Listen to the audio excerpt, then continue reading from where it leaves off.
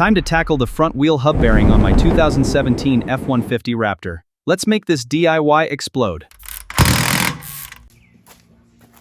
Alright, another video. Today we are doing the hub on the F-150 here. Part number is, well, the motorcraft part number is HUB397, and then the Ford, I guess, part number is HL3Z1104B. It's another Rock Auto purchase. Did say it is Raptor specific, so not sure if that is going to matter or not. I guess I'll throw this up on here so y'all can see what that looks like.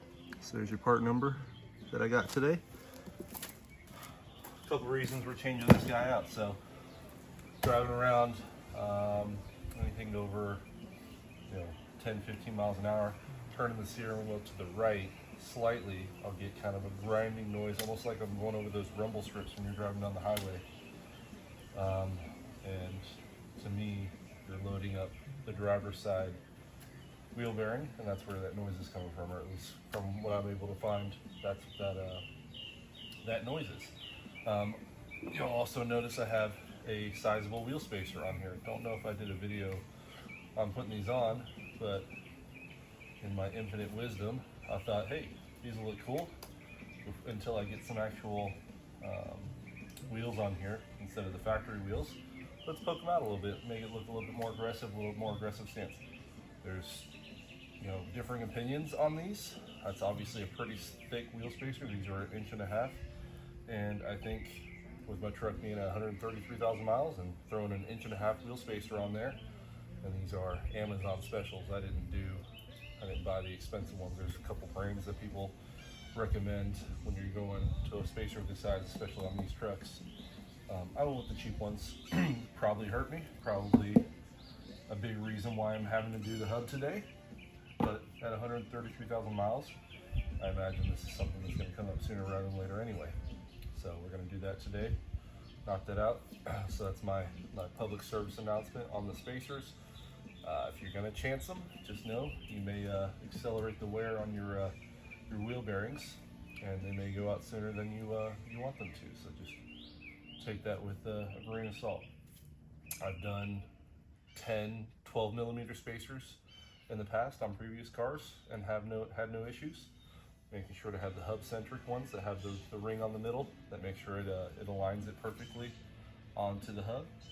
But in this instance, 1.5 inches is too aggressive for the wheel bearings here. So I will be replacing this today and show you all how to do it in the driveway. Most of the videos I see are in shops where they have 2-post lifts and all the professional tools. And what I like to do is show how to do it in your driveway. And you can truly DIY jobs like this. So appreciate you watching, and we'll get started.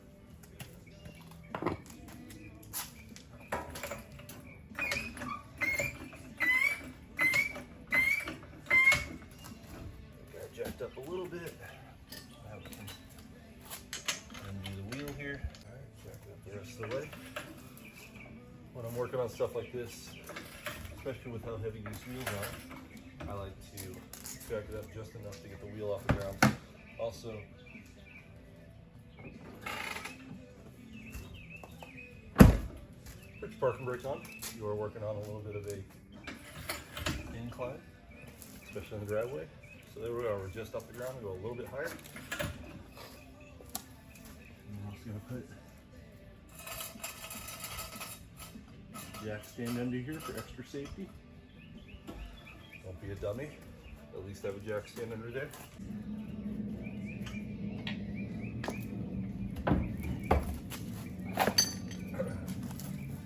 All right, and like usual, I have to throw the wheel underneath. Add a piece of insurance. God forbid something fails. They fall on this, then on me. Alright. So we have to take the brake off. So I'll get something to hang the brake off with just the 2 bolts in the back here. So that's my intent. You also have a line here. You gotta kind of follow up think there's a plug all the way at the top there that we're going to unplug. There's your ABS line, a little 8mm here. Just take that off the knuckle. All right, 2 bolts in the back that hold the caliper on are 21s as well, same as the lug bolts. And you got a little 8mm here that we're going to take off of the ABS line, and it kind of hooks in. It's got these attachment points on the brake hose as well, so we're going to knock those out real fast. My favorite tool, but this is going into, it's got a little plastic thing, so don't overdo it. I'm just doing it because I honestly want a reason to use that tool. So a little 8mm, got your little wiring loom for that. Good thing I have a breaker bar right here. Let's see.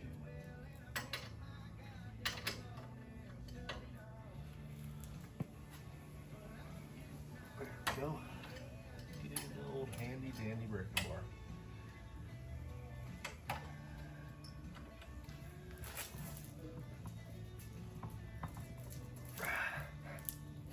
Those are on there. And once you got them with the breaker bar, you can get them with the socket. Before you take these all the way out, have something to hang this brake caliper up with. So it's not hanging by the brake line.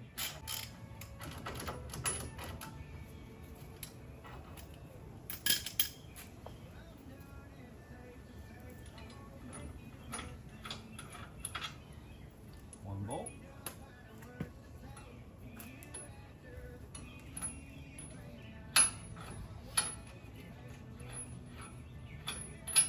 And 2 bolts. So it'll start falling off right there.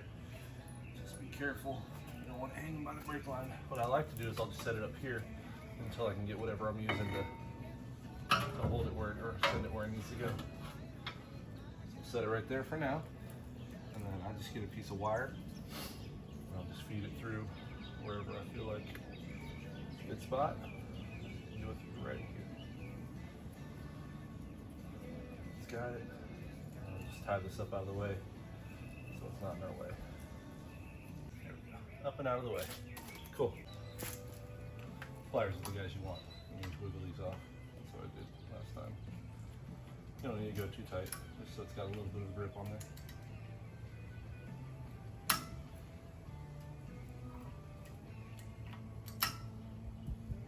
Of course I say that. Now it's not cooperating. There we go. There we go. Right off like that. That's 13 if I remember correctly, so that's just what keeps the hub connected to the CV shaft. Alright, those bolts are 18s on the back side. So that's what holds the hub onto the knuckle here. So let's see how tight these are on there. Not too bad. Didn't need to break it good. At least for that first one. 2. Cool.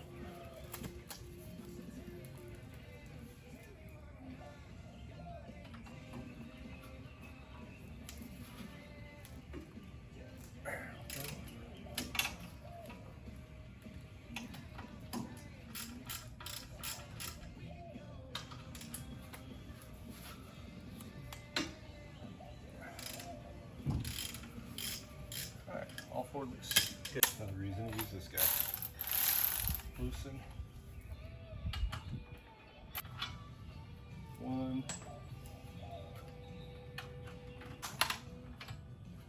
2.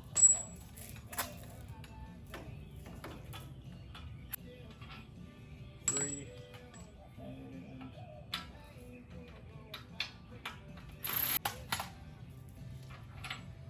all right. The fun part's going to be how tight is this guy going to be on there, because this was an Oklahoma truck.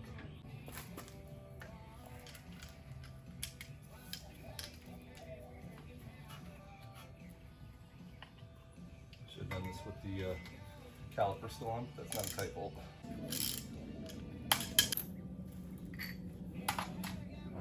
This feels loose.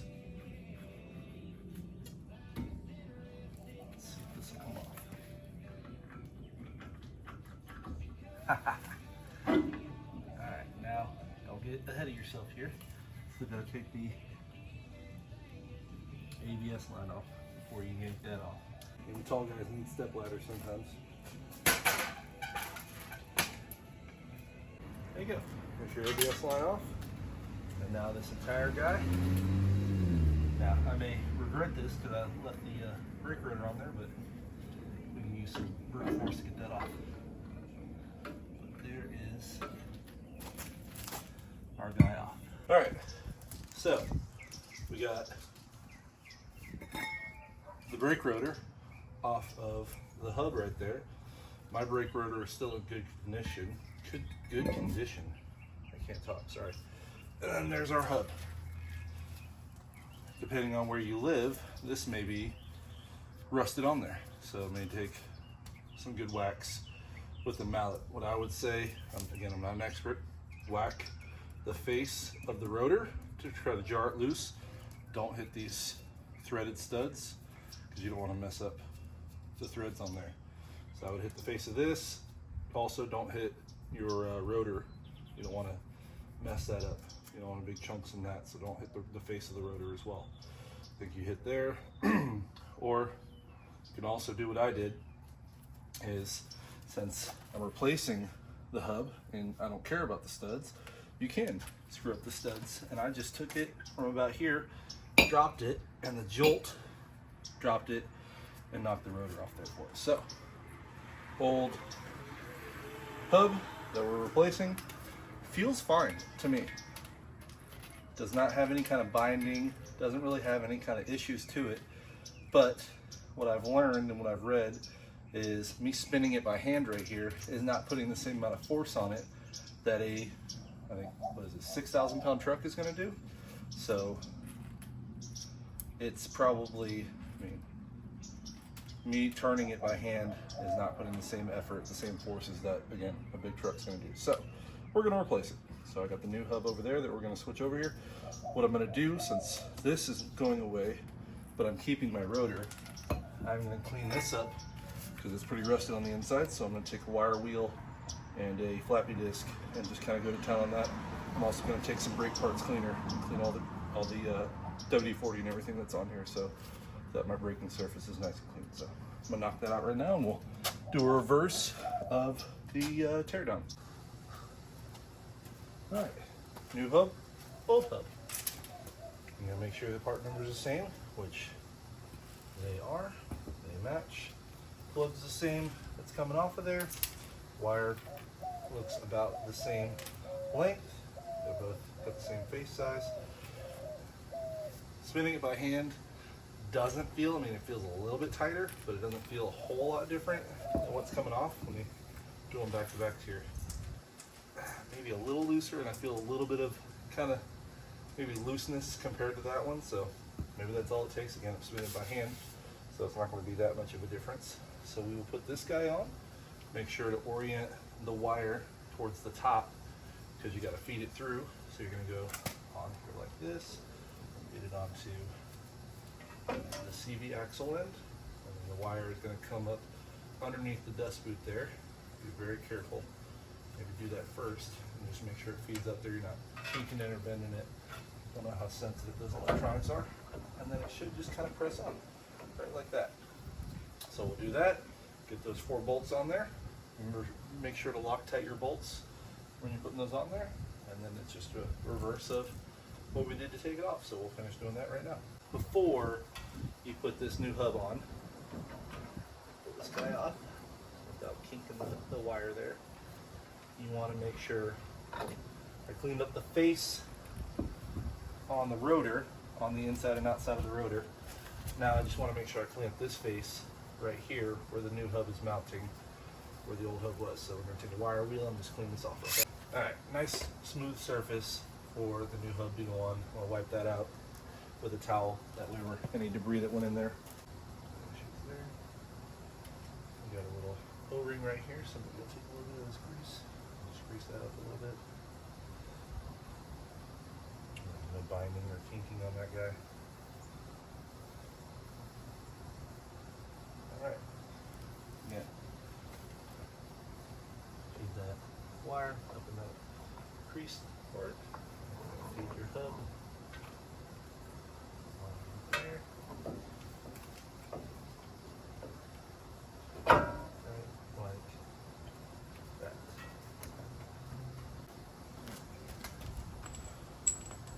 4 bolts, Loctite. Right.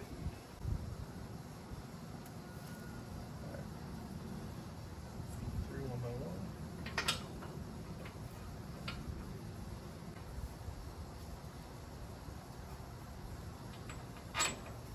Favorite tool again. Just bring these down, and then we'll do a final torque on them. Oh, these bolts are an 18 millimeter, or SA equivalent if you want to use that. All right. Next we got our 13 millimeter hub bolt right there. And then throw that guy on. 13 millimeter. This 12 or 18 is down. I'll tell you what the torque specs are on these here in a little bit, or at least in the description. But based upon how tight they were coming off, is about where I put them. Right. Just feed it back through the same way. It goes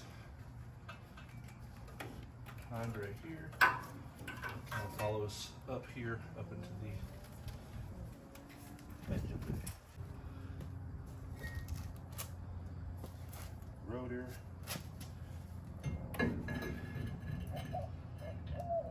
Right. Going.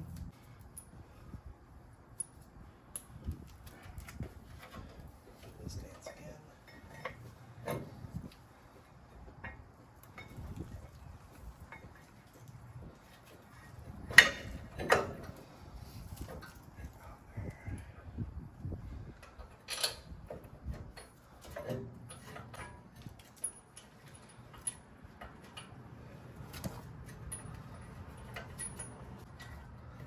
Once you got one, you can do the bottom one.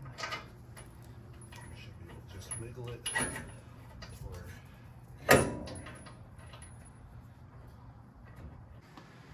now we can tighten it down.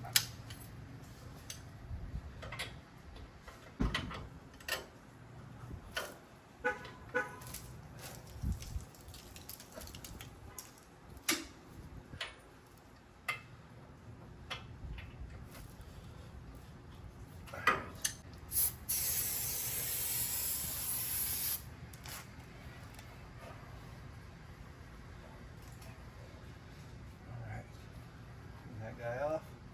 Have that guy back on. And just make sure that our hub right there is tightened down as far as I want it to go.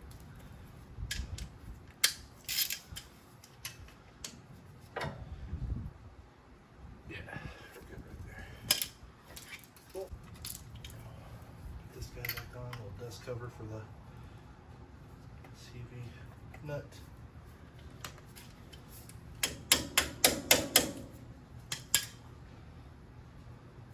I still have the old hub sitting here in the way.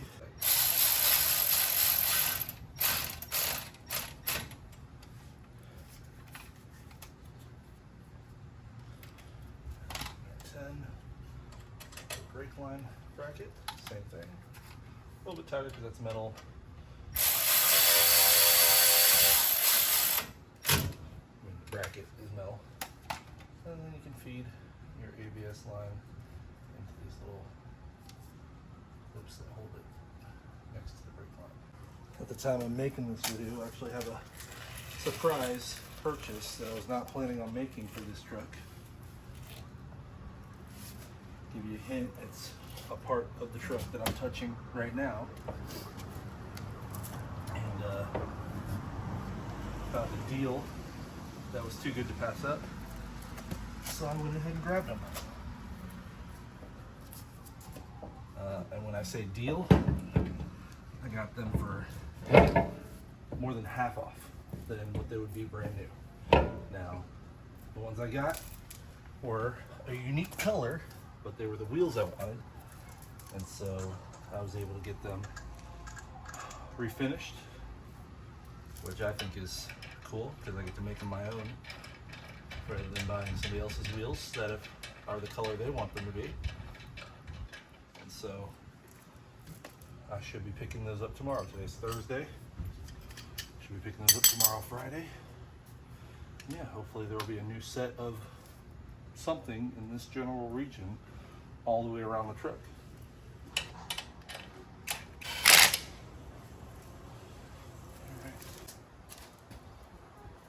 Take our jack stand out. Always use the jack stand. There we go. Well calibrated on, so I know exactly what that foot's supposed to be. That's it. Wheel hub. Took my time, maybe 35 minutes total if I was actually just dedicated to doing it.